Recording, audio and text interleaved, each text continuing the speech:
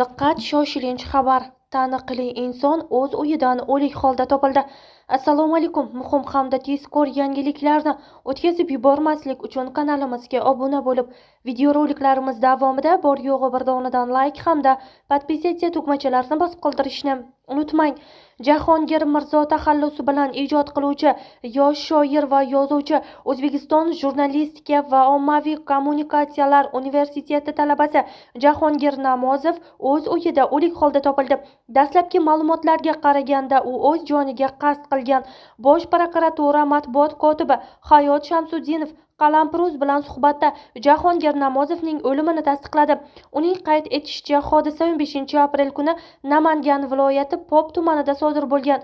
Tuman ichki ishlar boshqarmasining soat 15:30larda bergan xabariga ko'ra, shu kuni soat 13:00larda Pop tumani Pop mahalla fuqarolar yig'ini Obod 2 ko'chasi 157-uyda yashagan 1997-yil 24-yanvarda tug'ilgan fuqaro Namozov Jahongir Furqat o'g'li ruhiyatidagi o'zgarishlar sababli o'z harakatlarining mohiyatini anglay olmasdan yashash xonadonidagi hammomning to'siniga arqondan sirtmoq yasab, bo'yin sohasidan o'zini osib voqea joyida vafot etgan.